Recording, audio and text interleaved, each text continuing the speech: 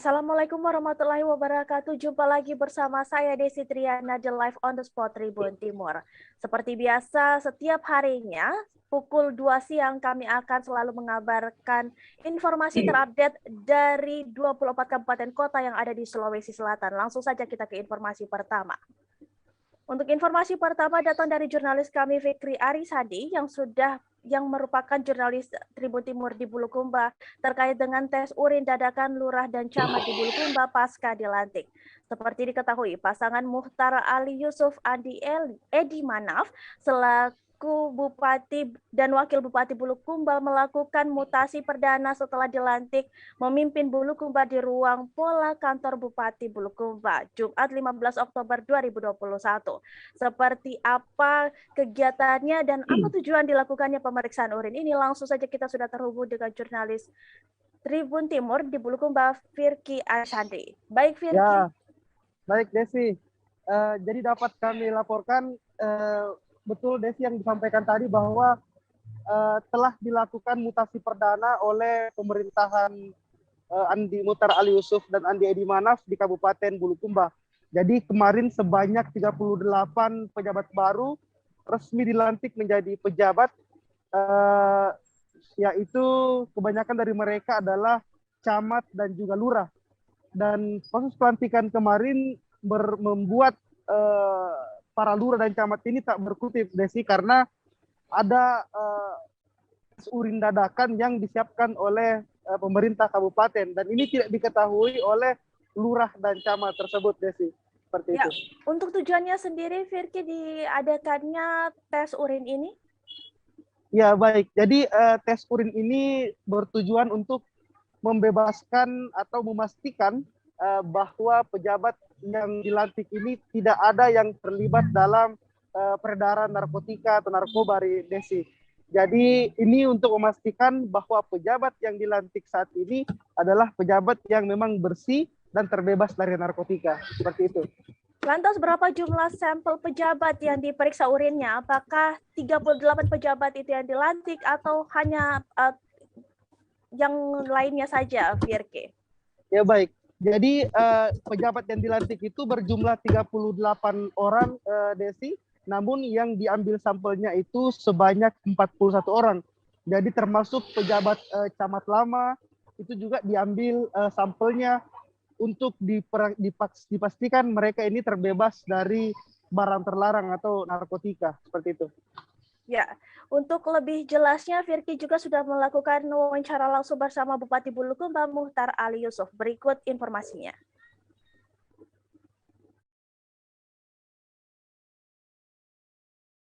Pernah ya mungkin memakai ya, atau mungkin masih apa, silakan saya bilang ya, periksa. Ketika ada gini saya akan evaluasi ya, saya akan evaluasi kalau memang ada yang positif, karena ini saya mau belanja ini bersih. Saya sudah lakukan fit, saya berterang pansel, baik disiplin ilmu, baik kemampuan, kompetensi semua ya, dengan pengalaman selama sekian lama di ASN. Tentunya terakhir itu ya, terakhir itu saya tidak yakin ada yang lakukan seperti ini di Sulawesi. Saya tidak yakin. Sanksi terberatnya ini, Pong, kalau misalkan ada yang saya ganti. Diganti. Saya ganti. Ya. Saya ganti. Saya nggak ada urusan. Terlibat, ada dia punya investigasi, dia positif, saya evaluasi, saya ganti. Bisa dijelaskan kembali seperti apa pernyataan dari Bupati Bulukumba Muhtar Ali Yusuf? Ya, baik Desi. Jadi seperti yang disampaikan oleh Bupati tadi, bahwa siapapun ASN di Kabupaten Bulukumba, baik pejabat maupun bukan pejabat, itu akan dilakukan tes urin untuk memastikan mereka tidak terlibat peredaran narkotika. Dan untuk sanksinya sendiri untuk bagi para pejabat itu akan diberikan sanksi pencopotan dari jabatannya dan akan dievaluasi oleh pemerintah. Sekian yang bisa kami laporkan dari Kabupaten Bulukumba. Kami kembalikan ke studio. Ya, baik Firki, terima kasih atas laporannya. Selamat bertugas kembali. Baik Tribuners, kita akan kembali ke informasi selanjutnya. Jangan kemana-mana, tetap bersama kami di Live on the Spot Tribun Timur.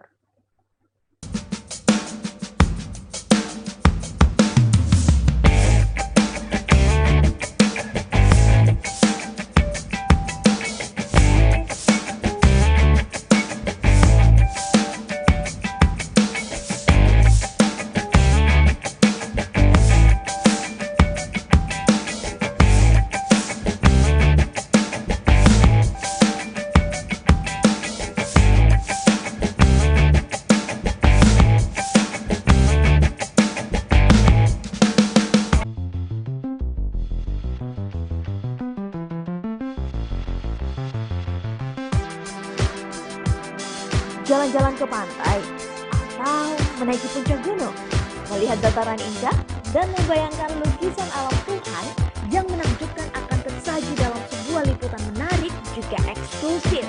Ikuti perjalanan saya menuju destinasi paling epik di Sulawesi Selatan, hanya di Wisata Virtual Tribuners.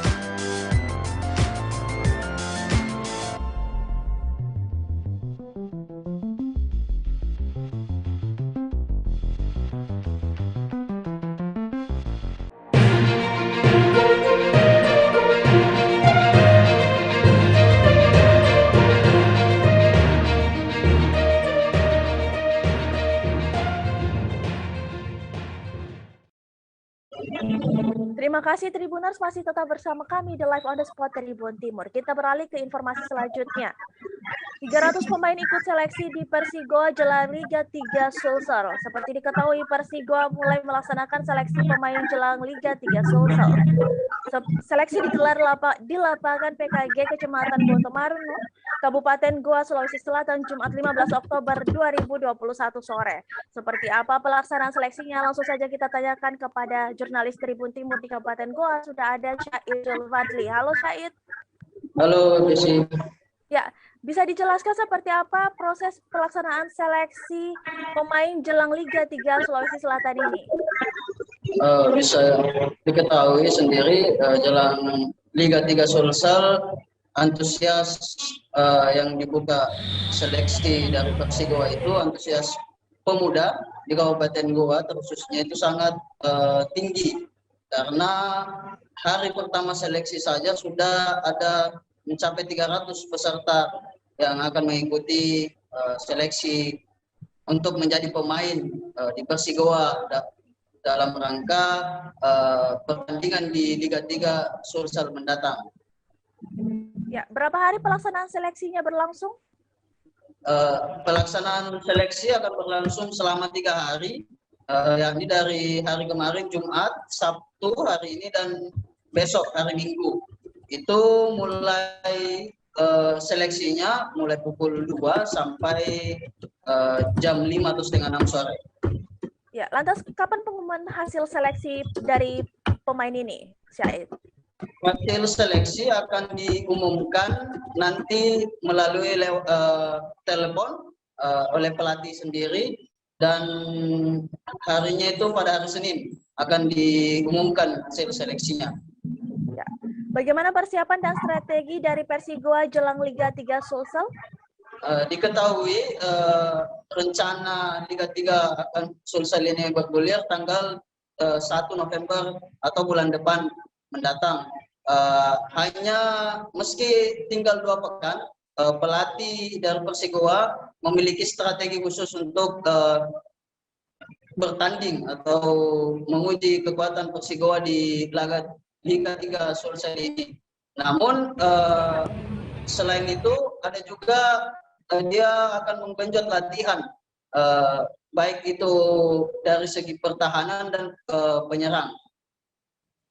Ya, baik, untuk informasi selanjutnya, Syahid juga telah melakukan wawancara langsung bersama pelatih Persigoa Handi Hamzah dan juga Ketua ASKPSSI Kabupaten Goa Andi Muhammad Iksak. Berikut hasil liputannya.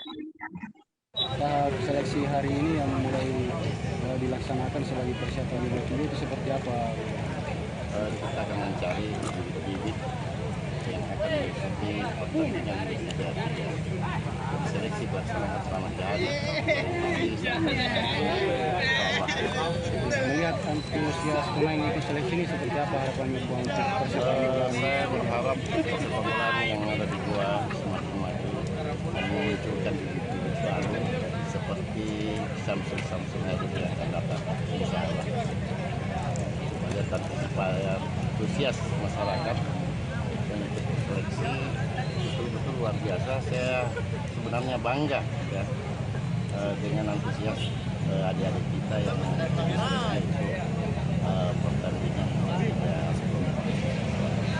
Target sendiri Bu? Minimal kita bisa masuk babak penyisihan dan insya Allah kita dapat juara. Amin. Ketahuan diskusi main bolanya. Karena kita ini seleksi di sini cari bibit selama ini vakum di gua selama 20 tahun. Jadi kita mau bangkitkan naskahnya gua. Ini sekarang sudah mendukung ke sini. Seleksinya yang sekarang yang datang seleksi kurang lebih 300 orang ini. Terus yang kita ambil cuma 25 orang. Itu sudah termasuk yang 5 player senior ini. Berarti kalau ditambah 30 ya? Ya, tapi kan saya butuhkan dulu yang poin karena kita di gua kan mau pembinaan Jumat, hari sama Sabtu Minggu. Jadi nanti hari Minggu langsung diumumkan atau bagaimana? Kita lewat telepon aja. Kalau mau diumumkan ya harus bulan depan.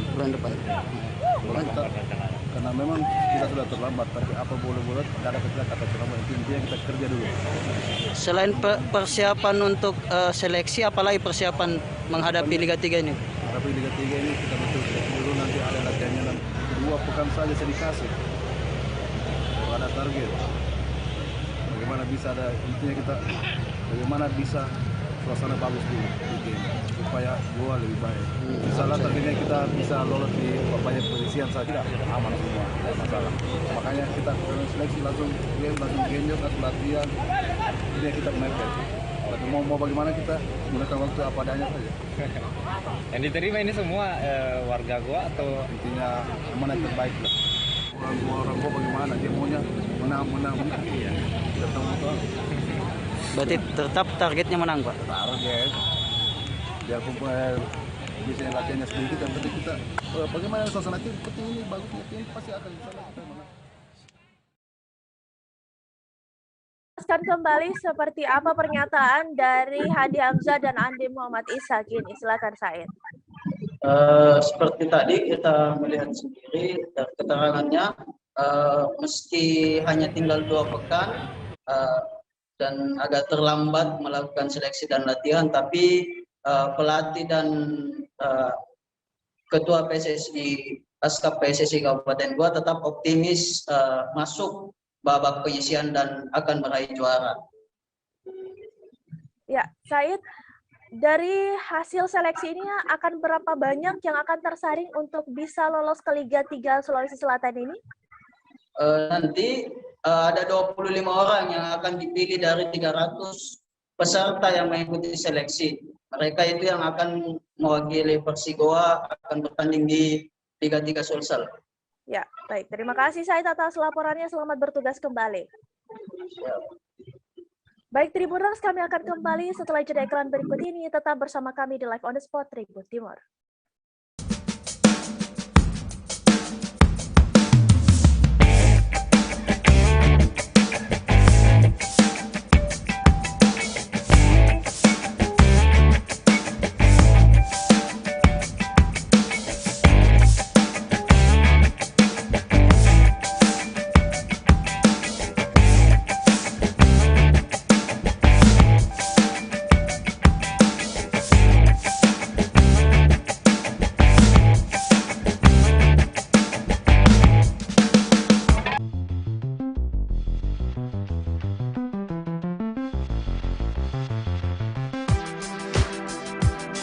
Jalan-jalan ke pantai, atau menaiki puncak gunung, melihat dataran indah, dan membayangkan lukisan alam Tuhan yang menakjubkan akan tersaji dalam sebuah liputan menarik juga eksklusif.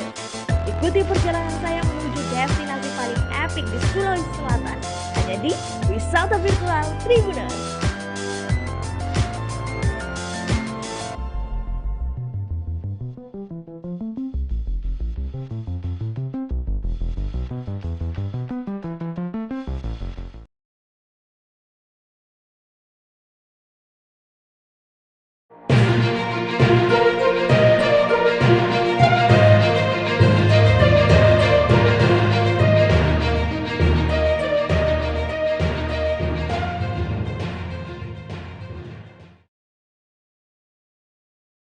Tribuners masih tetap bersama kami di Live on the Spot Tribun Timur. Kita beralih ke informasi selanjutnya terkait suasana terkini proses pembetonan Jalan Tanjung Bunga Makassar. Wah, ini merupakan satu kabar gembira buat warga Kota Makassar yang sering berkunjung ke Jalan Tanjung Bunga ini untuk menikmati sore harinya di sana atau sekedar melakukan aksesnya mungkin menuju ke area Jalan Tanjung Bunga ini. Langsung saja untuk informasi terkait hal ini, kita sudah terhubung dengan jurnalis Syahrul Khair yang ada di Kota Makassar. Halo Syahrul.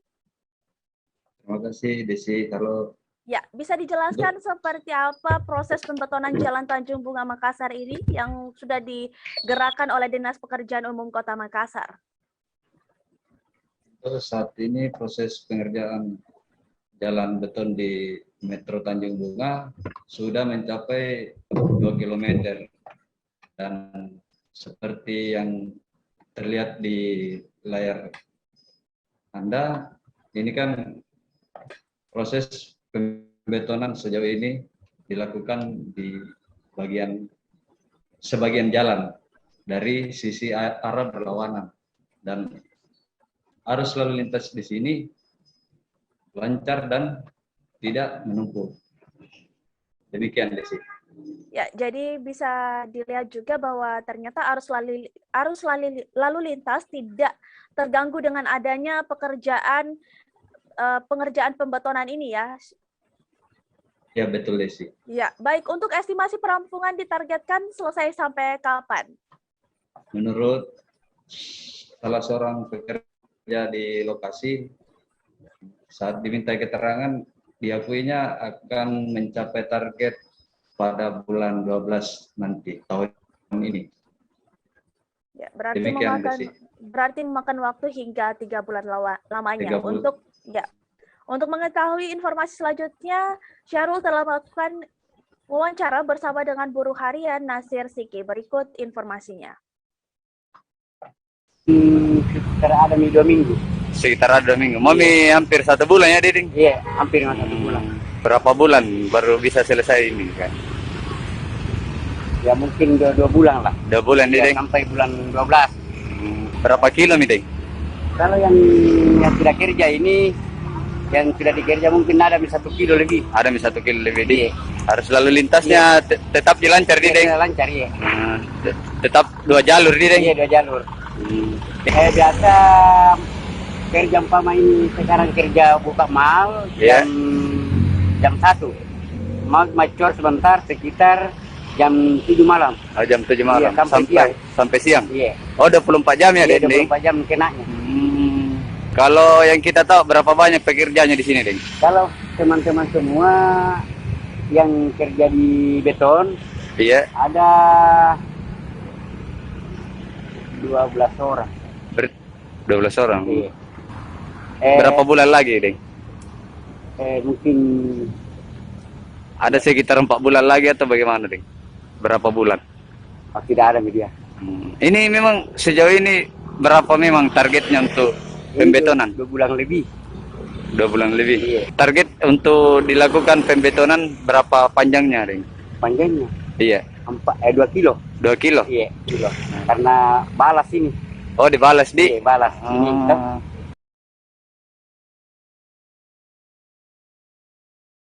Bisa dijelaskan kembali terkait pernyataan dari Nasir Siki selaku buruh harian yang melakukan pekerjaan pembetonan di Jalan Tanjung Bunga. Baik, terima kasih Desi. Untuk pengerjaan proses pembetonan di jalan ini sebelumnya kan banyak dikeluhkan oleh masyarakat, dan salah satu akses jalan ini merupakan untuk bisa untuk ke Kabupaten Takalar dan menuju Kabupaten Goa. Demikian Desi. Ya, terima kasih banyak atas laporannya Syahrul. Selamat bertugas kembali. Baik Tribuners, kita akan kembali lagi ke informasi selanjutnya. Tetap bersama kami di Live on the Spot Tribun Timur.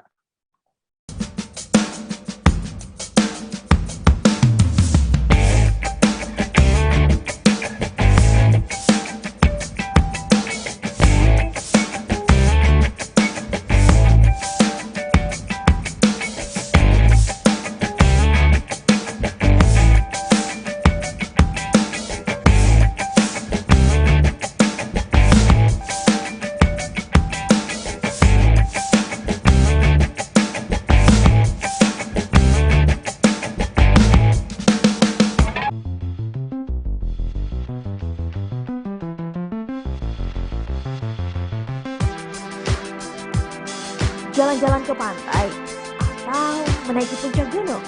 Melihat dataran indah dan membayangkan lukisan alam Tuhan yang menakjubkan akan tersaji dalam sebuah liputan menarik juga eksklusif. Ikuti perjalanan saya menuju destinasi paling epik di Sulawesi Selatan, hanya di Wisata Virtual Tribuners.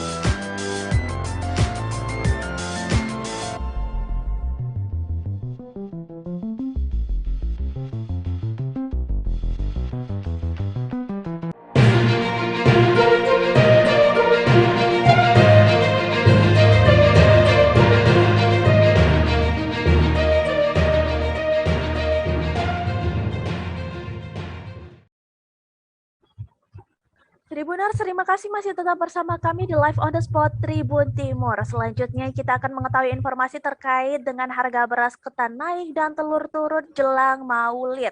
Untuk informasi selengkapnya kita sudah terhubung dengan jurnalis Tribun Timur yang ada di Kota Makassar, M. Yaumil. Halo Yaumil. Halo Kak.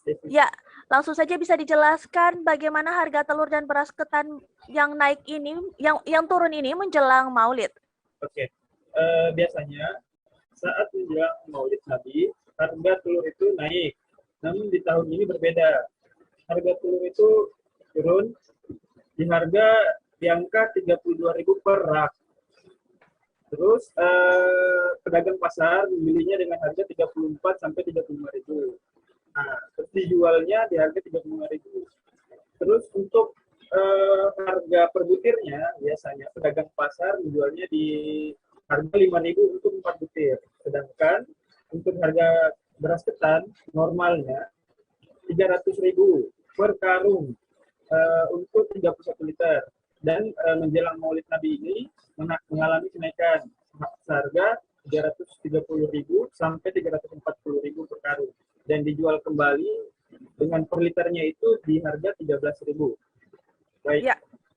Baik, lantas bagaimana dengan antusias pembeli setelah mengetahui ternyata harga telur yang turun di jelang Maulid ini dan juga beras ketan yang naik menjelang Maulid ini? Menurut pemantauan kami di lapangan tadi, pasar Antang tetap ramai dikunjungi masyarakat. Ada yang membeli perlengkapan bahan-bahan yang tidak terkait dengan Maulid, ada juga yang terkait dengan Maulid, seperti itu. Ya, apakah ada bahan pokok lainnya juga yang harganya naik ataupun turun? Oh ya, ada menurut teman-teman kami, ada 2 bahan pokok yang hari ini harganya juga ikut naik. Misalnya minyak goreng yang non kemasan. Dan harga minyak goreng non kemasan itu harganya 15.000 per liter biasanya. Sekarang naik menjadi 17.000. Sedangkan untuk yang kemasan di harga 18.000. Terus ada terigu yang biasanya dibeli dengan harga 7.000, sekarang naik jadi 8.000. Seperti itu. Ya, baik, untuk informasi selengkapnya juga Yaumil telah melakukan interview langsung dengan pedagang pasar yang ada di Antang, Ibu Suwarni. Berikut informasinya. Ya, Bu, ini mulai midi. Siapa nama atau Ibu? Ya, Ibu Suwarni. Suwarni, di berapa umur tak? 40 tahun. Oh, di mana tinggal Ibu? Di Antang. Di Antang. Oh, di blok berapa itu? Tidak, saya tinggal di dalam di Kampung Latulur. Oh, di dekat. Oh, di situ. Ya, Bu. Jadi ini Bu, saya mau nanya soal telur ini. Bagaimana harga telur ini Bu mendekati Maulid? Harga telur sekarang murah. Biasanya kalau tahun-tahun lalu menjelang bulan Maulid itu biasa harganya naik. Sekarang justru malah turun. Sudah hampir 1 bulan ini harganya anjlok. Murah sekali telur. Berapa biasa modal teh Bu kalau telur? Modalnya sekarang itu 32 per rak. Satu raknya itu kan isi 30 biji. Oh iya. Terus berapa kita jual Kang Ibu? Jualan ya kadang 34, kalau agak bagus-bagus, agak besar-besar 35 satu rak. Kalau per butir ya Bu, berapa gitu? Per butir kita jual 5.400. Terus kalau untuk ini Bu, apa namanya beras ketan tak? Beras ketan putih kan biasanya dipakai, kalau ini biasanya orang-orang di Makassar itu dipakai bikin semakin songkolok. Iya. Orang menjelang Maulid justru malah mengalami kenaikan harga. Oh, berapa modalnya itu, Bu? Biasanya harga-harga normalnya itu 300 per karung, itu 25 kilo, 31 liter. Sekarang mengalami kenaikan 330 sampai 340 per karung. Jadi berapa kita jual kayak itu? Sekarang penjualan 13.000 1 liter. Kalau per karungnya berapa kita jual? Enggak, jarang kita Oh, jual jarang per karung. Ya, kalau di pasar-pasar orang paling beli per liter. Selain itu, Ibu, apa ada lagi, Bu? Ini kayak bahan-bahan pokok yang lain, Ibu, yang menjelang Maulid ini naik harganya. Enggak. Oh, ada terigu. Terigu, ya. Bagaimana itu terigu, Bu? Mengalami kenaikan terigu. Minyak goreng. Minyak goreng. Minyak goreng tinggi sekali harga sekarang. Oh, bagaimana itu, Bu? Dulu berapa itu? Kalau minyak goreng yang curah, dulu itu biasa kita masih dapat 14.000 per liter. Sekarang sudah sampai 17.000 1 liter. Berapa kita jualkan kita? Ya, Yaumil bisa dijelaskan kembali terkait pernyataan dari pedagang pasar di Antang, Ibu Suwarni. Baik, menurut penjelasan narsum kita, dia merasa menyesal, dia